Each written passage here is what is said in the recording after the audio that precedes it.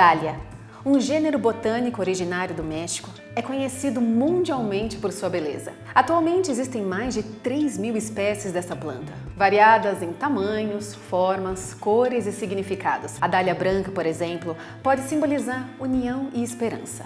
A amarela, amor recíproco. A vermelha, paixão. A rosa, delicadeza e a roxa, piedade. A dália negra, por sua vez, ficou associada ao caso de Elizabeth Short, uma figura que protagonizou um dos casos mais sombrios de Hollywood, o qual iremos ver hoje, no Investigação Criminal Internacional.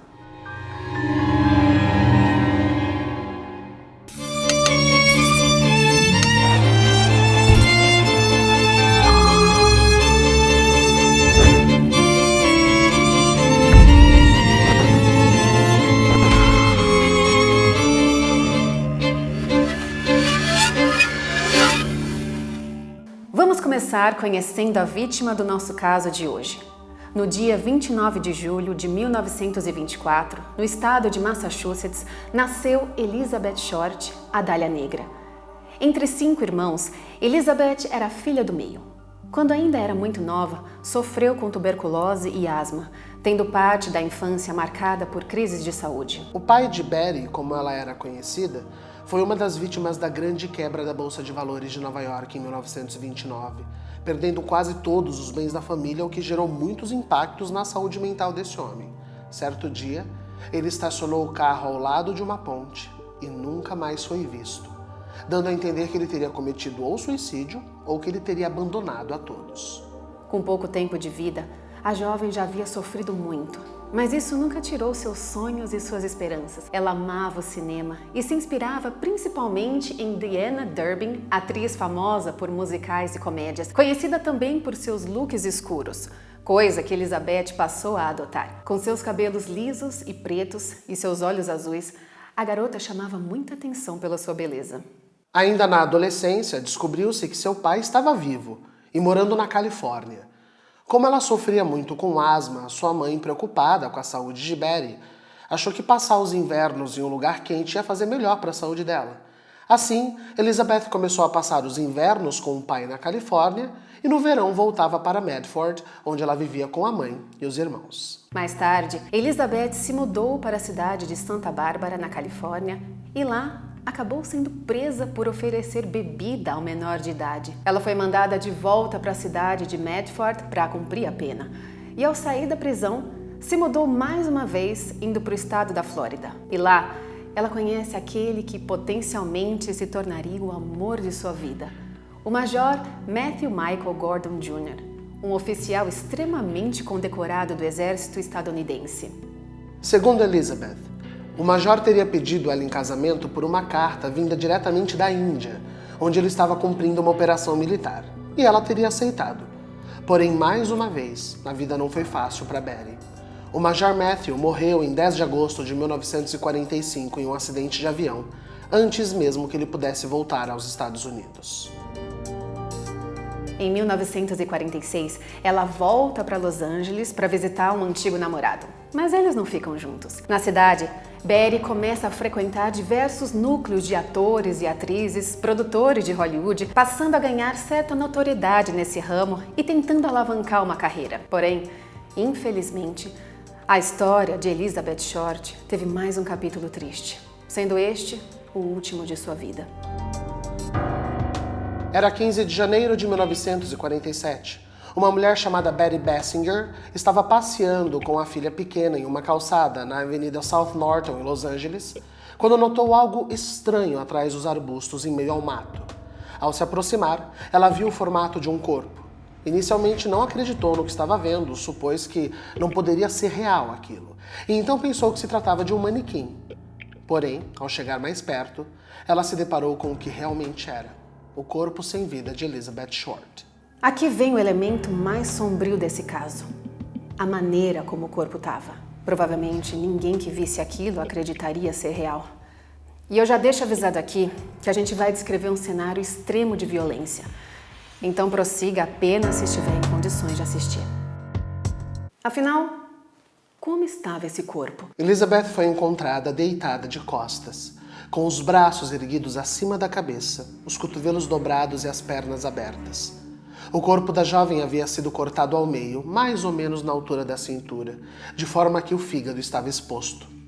Os pelos pubianos dela haviam sido removidos, e os seus seios e coxas tiveram pedaços enormes arrancados. A pele da moça estava extremamente branca, visto que o seu sangue já havia sido drenado por cortes em seus pulsos. O corpo parecia ter sido limpo pelo assassino, não havendo qualquer sinal de sangue ao redor. O mais amedrontador, porém, era o estado do rosto de Betty. Ele estava com o chamado sorriso de Glasgow, uma ferida causada por cortes dos cantos da boca até as orelhas, deixando uma cicatriz no formato de um sorriso extremamente sombrio. O corte recebe esse nome por ter sido evidenciado pela primeira vez na cidade de Glasgow, na Escócia, ainda nos anos 20. Além de tudo isso, foram encontradas marcas de ligadura no pescoço, nos pulsos e nos tornozelos da jovem. A polícia conseguiu deduzir que isso havia sido provocado em um método de suspender o corpo da vítima. Não se sabe se para drenar o sangue ou para torturar a garota. Afinal, há até a possibilidade de ela ter sido cortada ao meio ainda viva. Elizabeth tinha apenas 22 anos. A partir deste momento, o caso da jovem se tornou um verdadeiro banquete para a imprensa estadunidense. Só se falava sobre Elizabeth. E foi assim que ela ganhou o apelido de Dália Negra, uma referência ao filme The Blue Dahlia, lançado em 1946. Nesse filme, um homem ameaça matar uma mulher, só que desiste. Depois ela morre e ele se torna o principal suspeito. Mas e no caso da Dália Negra? Quem seria o principal suspeito? Durante um tempo, ele teve um nome: Robert Manley, conhecido como Red. Era um homem casado, de 25 anos, que supostamente tinha um affair com Elizabeth. Na época em que precedeu o assassinato, Betty estava morando com a família de Dorothy French, uma jovem da qual ela havia se tornado uma grande amiga. Dorothy era balconista em um teatro e, com dó de Betty, que não tinha um lugar para morar naquela cidade, deixou ela ficar na sua casa. Porém, a aspirante atriz não ajudava muito com as tarefas domésticas e nem financeiramente. Isso gerou um conflito, ela acabou tendo que sair da casa. Desamparada, ela foi atrás de alguém que poderia ajudá-la. E esse alguém era Red. Eles haviam se conhecido no final de 1946, quando ele a viu passar na rua e decidiu puxar assunto, perguntando se ela gostaria de uma carona. Primeiramente, ela o ignorou, mas em seguida se virou e se perguntou se aquilo não era algo muito feio de se fazer, pedir para uma garota entrar no carro dele. A partir dali, começou um romance entre os dois. Sempre que Elizabeth precisava, ela dava um jeito de falar com Red e ele ia ao seu encontro. Foi assim que ele se tornou a última pessoa a ver a garota com vida. Precisando sair da casa da amiga, Elizabeth pediu ajuda a Red e ele a levou para um hotel, onde passaram a noite juntos. Posteriormente, no depoimento à polícia, Robert alegou que no dia seguinte, no dia 9 de janeiro de 1947, Elizabeth disse que iria se encontrar com a irmã em outro hotel, o Biltmore Hotel. Red levou ela até lá, ficou esperando a irmã aparecer, até que decidiu ir embora para ficar com a família, deixando a amante sozinha à espera da parente, segundo ele.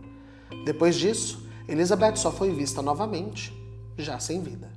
Supostamente, o interrogatório de Robert, Red Manley, foi tão intenso que deixou marcas mentais nele até o final da vida. Ele chegou até a passar por um teste de polígrafo, sempre negando ter participado da morte de Elizabeth. Em 1954, de acordo com o Los Angeles Times, a mulher de Red disse que ele estava ouvindo vozes e que, no mesmo ano, alguns médicos haviam dado tiopental sódico para ele. Esse medicamento é conhecido como o soro da verdade, pois desinibe as pessoas, fazendo com que elas percam a vergonha e falem tudo o que pensem, sem qualquer barreira ou valor moral. Mesmo assim, Red manteve sua posição de que nunca teria matado Elizabeth. Ele faleceu no dia 9 de janeiro de 1986, exatos 39 anos depois que deixou Elizabeth no Hotel Biltmore.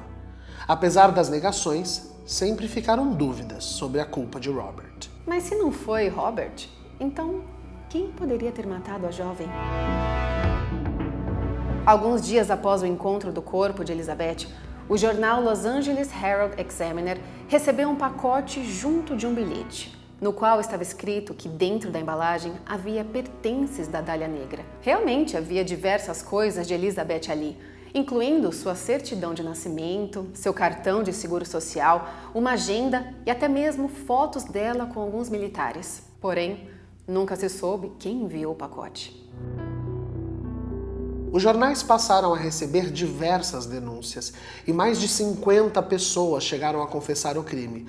É curioso como muitas pessoas tentam obter fama, até mesmo dessa forma mórbida, confessando um crime brutal que elas não cometeram. Diversos investigadores suspeitaram que a pessoa que cometeu esse crime seria um cirurgião habilidoso, tendo em vista as incisões e os cortes feitos no corpo de Betty.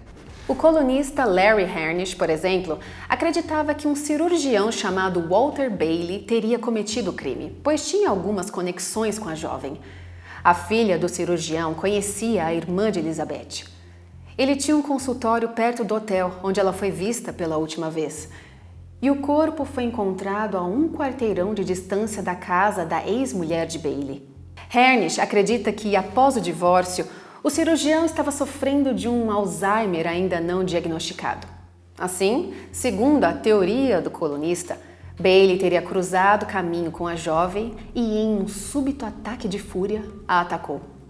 Uma hipótese bem vaga, né? Até mesmo o famoso diretor Orson Welles chegou a ser suspeito desse crime.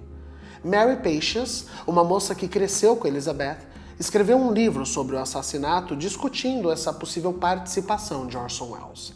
Segundo a autora, o cineasta tinha uma personalidade difásica, um transtorno atribuído a serial killers. E como evidência de que ele teria matado Elizabeth, Patience cita um show de mágica em que Welles cortava uma mulher ao meio, que na verdade no show, óbvio, era um manequim. É por essas e outras que esse caso é tão famoso. São tantos mistérios e tantos possíveis suspeitos que as teorias nunca vão parar. Elizabeth eventualmente ganhou fama e se tornou mundialmente famosa. Mas, infelizmente, não da forma como ela almejava. A jovem, que teve diversos capítulos tristes em sua história, acabou tendo o pior deles como seu último, protagonizando um dos casos mais sombrios da história estadunidense até hoje. E para você, quem foi o culpado pela morte da atriz? O crime segue sem solução. E a gente continua trazendo mais casos como este para você aqui no Investigação Criminal Internacional.